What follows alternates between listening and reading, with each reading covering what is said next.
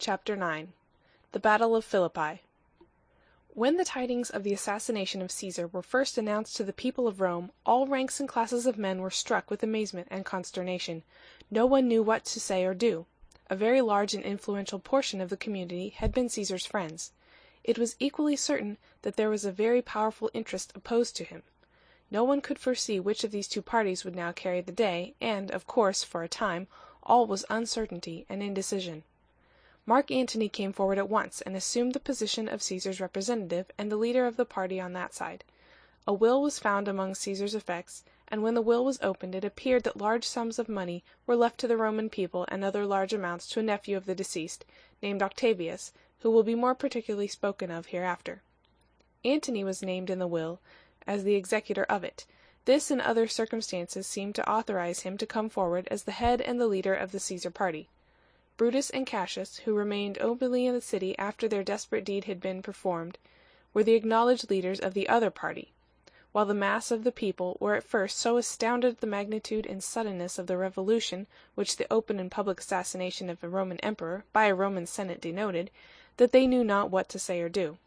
In fact, the killing of Julius Caesar, considering the exalted position which he occupied, the rank and station of the men who perpetrated the deed, and the very extraordinary publicity of the scene in which the act was performed, was, doubtless, the most conspicuous and most appalling case of assassination that has ever occurred. The whole population of Rome seemed for some days to be amazed and stupefied by the tidings. At length, however, parties began to be more distinctly formed. The lines of demarcation between them were gradually drawn, and men began to arrange themselves more and more unequivocally on the opposite sides. For a short time the supremacy of Antony over the Caesar party was readily acquiesced in and allowed. At length, however, and before his arrangements were finally matured, he found that he had two formidable competitors upon his own side.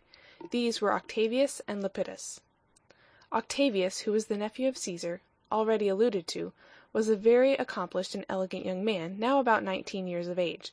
He was the son of Julius Caesar's niece. Footnote 1. This Octavius, on his subsequent elevation to imperial power, received the name of Augustus Caesar, and it is by this name that he is generally known in history. He was, however, called Octavius at the commencement of his career, and, to avoid confusion, we shall continue to designate him by this name to the end of our narrative. He had always been a great favorite with his uncle. Every possible attention had been paid to his education, and he had been advanced by Caesar already to positions of high importance in public life. Caesar, in fact, adopted him as his son and made him his heir. At the time of Caesar's death he was at Apollonia, a city of Illyricum, north of Greece. The troops under his command there offered to march at once with him, if he wished it, to Rome, and avenge his uncle's death. Octavius, after some hesitation, concluded that it would be more prudent for him to proceed thither first himself, alone, as a private person, and demand his rights as his uncle's heir, according to the provisions of the will. He accordingly did so. He found, on his arrival, that the will, the property, the books and parchments, and the substantial power of the government were all in Antony's hands. Antony, instead of putting Octavius into possession of all his property and rights, found various pretexts for evasion and delay. Octavius was too young yet, he said, to assume such weighty responsibilities. He was himself also too much pressed with the urgency of public affairs to attend to the business of the will. With these and similar excuses as his justification, Antony seemed inclined to pay no regard whatever to Octavius's claims. Octavius, young as he was, possessed a character that was marked with great intelligence, spirit, and resolution. He soon made many powerful friends in the city of Rome and among the Roman Senate. It became a serious question whether he or Antony would gain the greater ascendancy in the party of Caesar's friends. The contest for this ascendancy was, in fact, protracted for 2 or 3 years, and led to a vast complication of intrigues and maneuvers and civil wars, which cannot, however, be here particularly detailed. The other competitor which Antony had to contend with was a distinguished Roman general named Lepidus. Lepidus was an officer of the army, in very high command at the time of Caesar's death. He was present in the Senate chamber on the day of the assassination. He stole secretly away when he saw that the dead was gone, and repaired to the camp of the army without the city, and immediately assumed the command of the forces. This gave him great power, and in the course of the contests which subsequently ensued between Antony and Octavius, he took an active part, and held in some measure the balance between them. At length the contest was finally closed by a coalition of the 3 rivals. Finding that they could not either of them gain a decided victory over the others, they combined together and formed the celebrated triumvirate, which continued afterward for some time to wield the supreme command in the Roman world. In forming this league of reconciliation, the three rivals held their conference on an island situated in one of the branches of the Po, in the north of Italy. They manifested extreme jealousy and suspicion of each other in coming to this interview. 2 bridges were built leading to the island, one from each bank of the stream. The army of Antony was drawn up upon one side of the river, and that of Octavius upon the other. Lepidus was first to the island by one of the bridges. After examining the ground carefully, to make himself sure that it contained no ambuscade, he made a signal to the other generals, who then came over, each advancing by his own bridge, and accompanied by 300 guards who remained upon the bridge to secure a retreat for their masters in case of treachery. The conference lasted 3 days, at the expiration of which time the articles were all agreed upon and signed. This league being formed, the 3 confederates turned their united force against the party of the conspirators. Of this party Brutus and Cassius were still at the head. The scene of the contest between Octavius, Antony, and Lepidus had been chiefly Italy and other central countries of Europe. Brutus and Cassius, on the other hand, had gone across the Adriatic Sea into the east immediately after Caesar's assassination.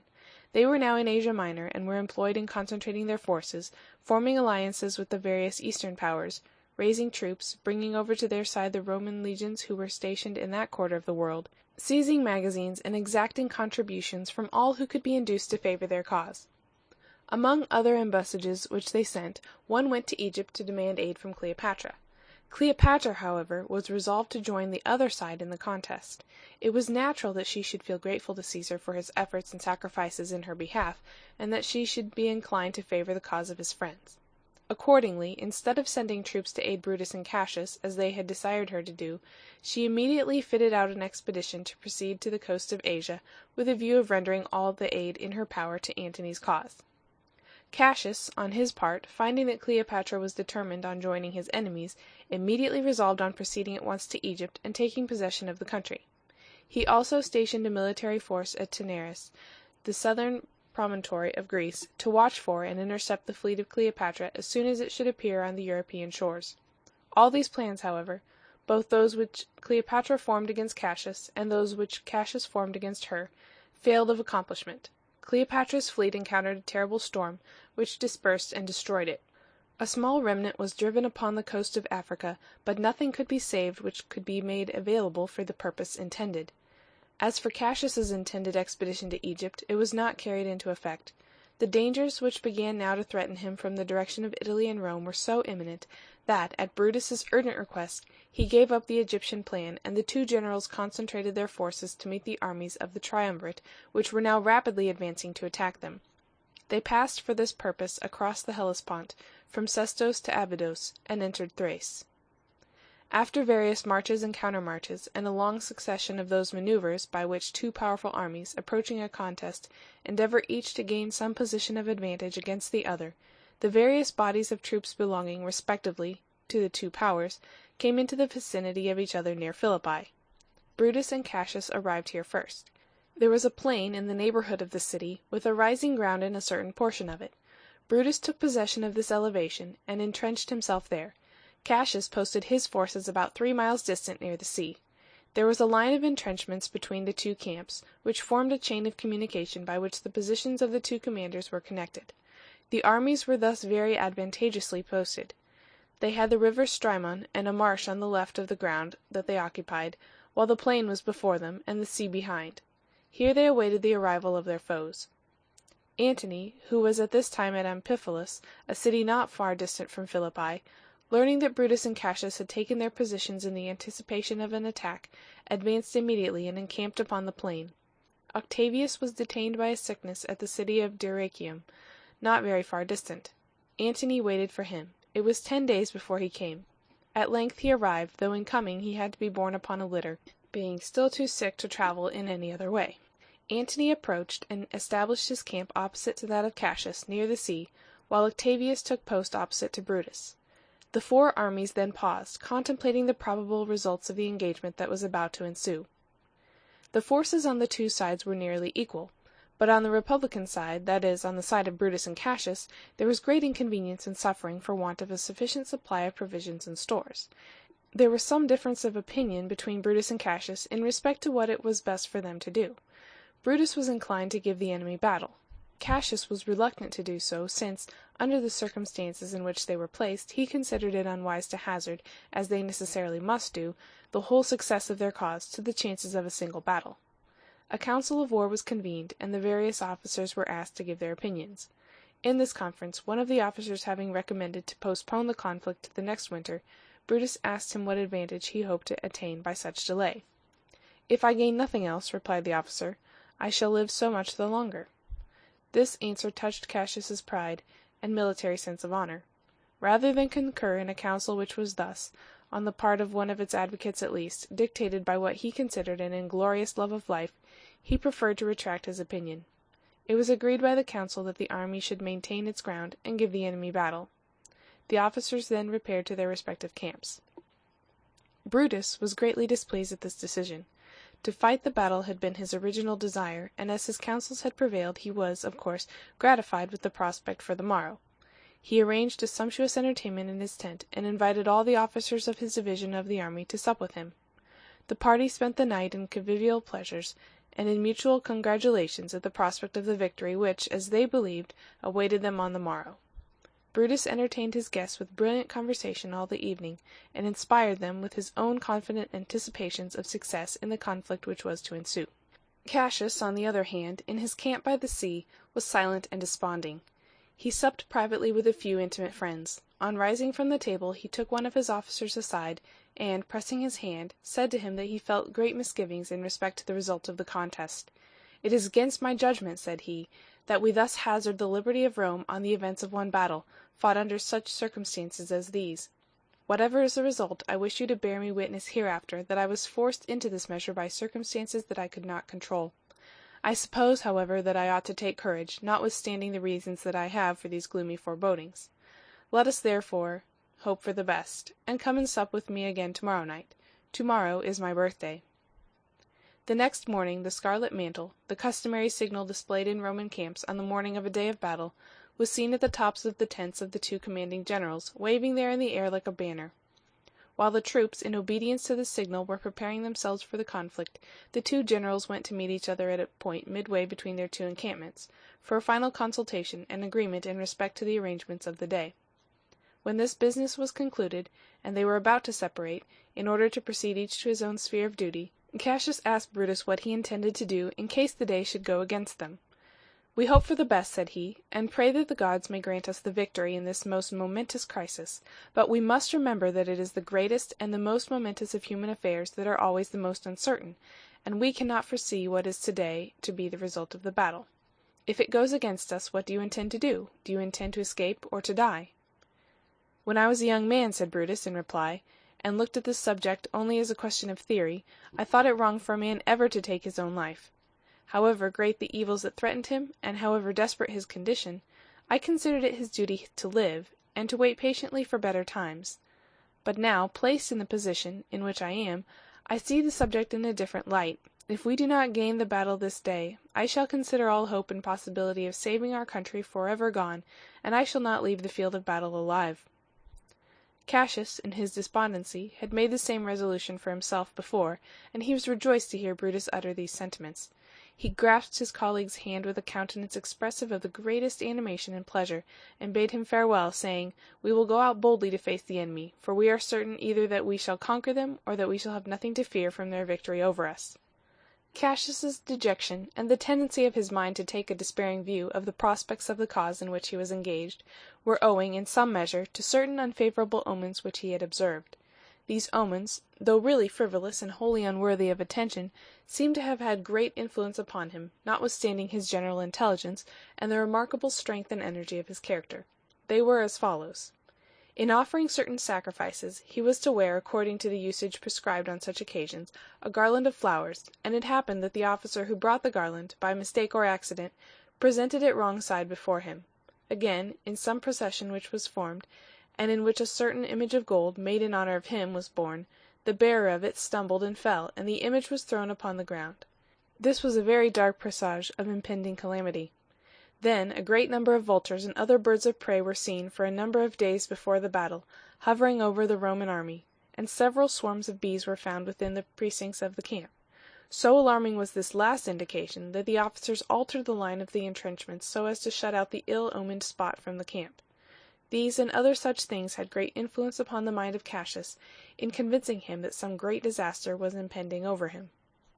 Nor was Brutus himself without warnings of this character, though they seem to have had less power to produce any serious impression upon his mind than in the case of Cassius.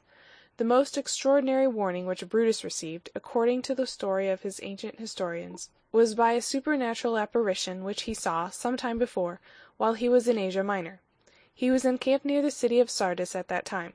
He was always accustomed to sleep very little, and would often, it was said, when all his officers had retired, and the camp was still, sit alone in his tent, sometimes reading, and sometimes revolving the anxious cares which were always pressing upon his mind. One night he was thus alone in his tent, with a small lamp burning before him, sitting lost in thought, when he suddenly heard a movement as of some one entering the tent. He looked up and saw a strange, unearthly, and monstrous shape, which appeared to have just entered the door and was coming toward him. The spirit gazed upon him as it advanced, but it did not speak. Brutus, who was not much accustomed to fear, boldly demanded of the apparition who and what it was, and what had brought it there. "I am your evil spirit," said the apparition. "I shall meet you at Philippi." "Then it seems," said Brutus, "that at any rate I shall see you again." The spirit made no reply to this, but immediately vanished. Brutus arose, went to the door of his tent, summoned the sentinels, and awakened the soldiers that were sleeping near. The sentinels had seen nothing, and, after the most diligent search, no trace of the mysterious visitor could be found. The next morning Brutus related to Cassius the occurrence which he had witnessed. Cassius, though very sensitive, it seems, to the influence of omens affecting himself, was quite philosophical in his views in respect to those of other men. He argued very rationally with Brutus to convince him that the vision which he had seen was only a phantom of sleep, taking its form and character from the ideas and images which the situation in which Brutus was then placed, and the fatigue and anxiety which he had endured, would naturally impress upon his mind. But to return to the battle. Brutus fought against Octavius, while Cassius, 2 or 3 miles distant, encountered Antony, that having been, as will be recollected, the disposition of their respective armies, and their encampments upon the plain. Brutus was triumphantly successful in his part on the field. His troops defeated the army of Octavius, and got possession of his camp. The men forced their way into Octavius's tent, and pierced the litter in which they supposed that the sick general was lying through and through with their spears. But the object of their desperate hostility was not there. He had been borne away by his guards a few minutes before, and no one knew what had become of him. The result of the battle was, however, unfortunately for those whose adventures we are now more particularly following, very different in Cassius's part of the field. When Brutus, after completing the conquest of his immediate foes, returned to his elevated camp, he looked toward the camp of Cassius, and was surprised to find that the tents had disappeared. Some of the officers around perceived weapons glancing and glittering in the sun in the place where Cassius's tents ought to appear. Brutus now suspected the truth, which was, that Cassius had been defeated, and his camp had fallen into the hands of the enemy. He immediately collected together as large a force as he could command, and marched to the relief of his colleague.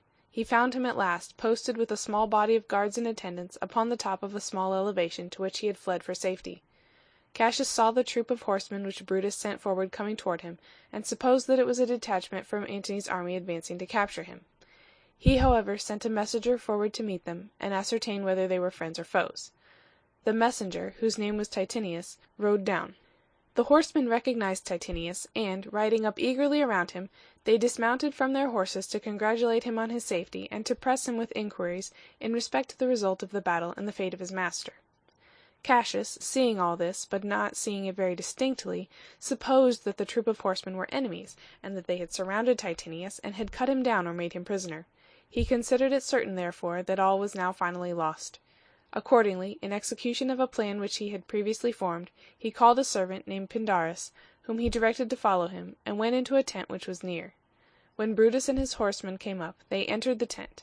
They found no living person within, but the dead body of Cassius was there, the head being totally dissevered from it. Pindarus was never afterward to be found. Brutus was overwhelmed with grief at the death of his colleague. He was also oppressed by it with a double burden of responsibility and care, since now the whole conduct of affairs devolved upon him alone.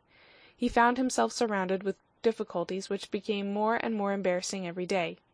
At length he was compelled to fight a second battle. The details of the contest itself we cannot give, but the result of it was that, notwithstanding the most unparalleled and desperate exertions made by Brutus to keep his men to the work and to maintain his ground, his troops were borne down and overwhelmed by the irresistible onsets of his enemies, and his cause was irretrievably and hopelessly ruined. When Brutus found that all was lost, he allowed himself to be conducted off the field by a small body of guards, who, in their retreat, broke through the ranks of the enemy on a side where they saw that they should meet with the least resistance. They were, however, pursued by a squadron of horse, the horsemen being eager to make Brutus a prisoner. In this emergency, one of Brutus's friends, named Lucilius, conceived the design of pretending to be Brutus, and, as such, surrendering himself a prisoner. This plan he carried into effect.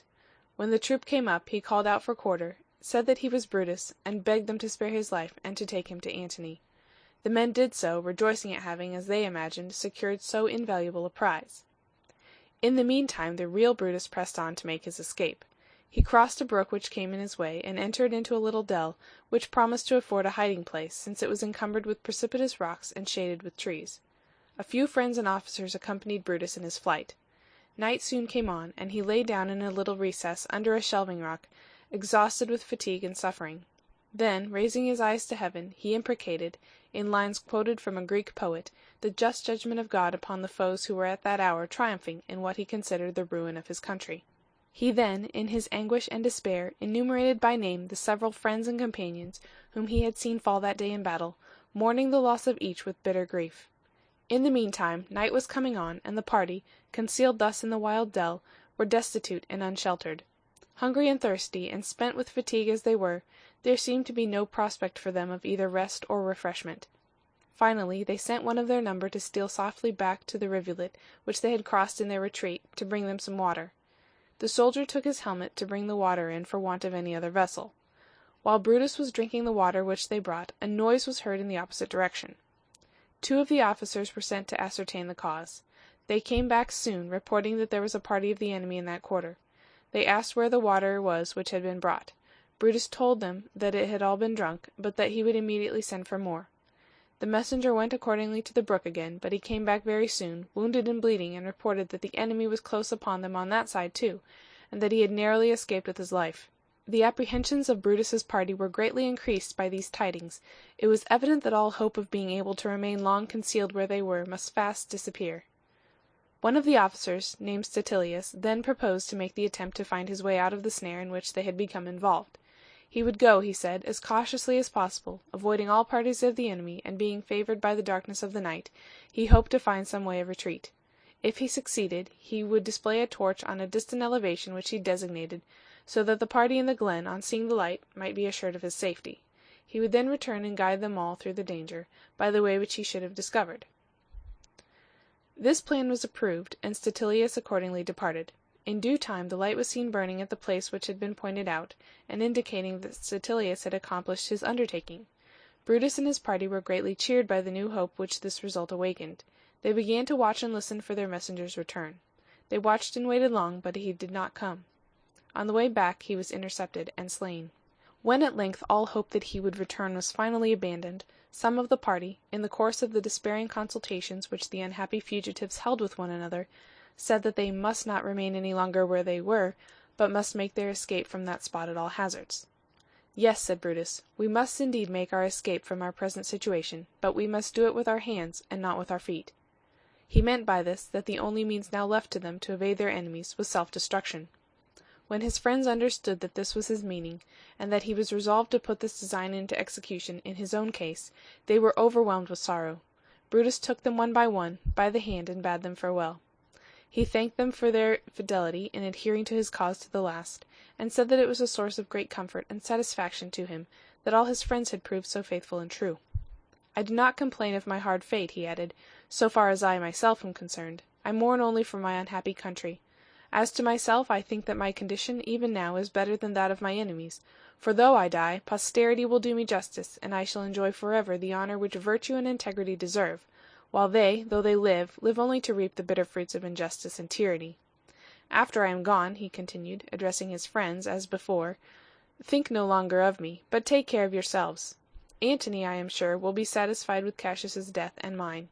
He will not be disposed to pursue you vindictively any longer. Make peace with him on the best terms that you can." Brutus then asked first one and then another of his friends to aid him in the last duty, as he seems to have considered it, of destroying his life, but one after another declared that they could not do anything to assist him in carrying into effect so dreadful a determination. Finally, he took with him an old and long-tried friend named Strato, and went away a little, apart from the rest. Here he solicited once more the favor which had been refused him before, begging that Strato would hold out his sword. Strato still refused. Brutus then called one of his slaves.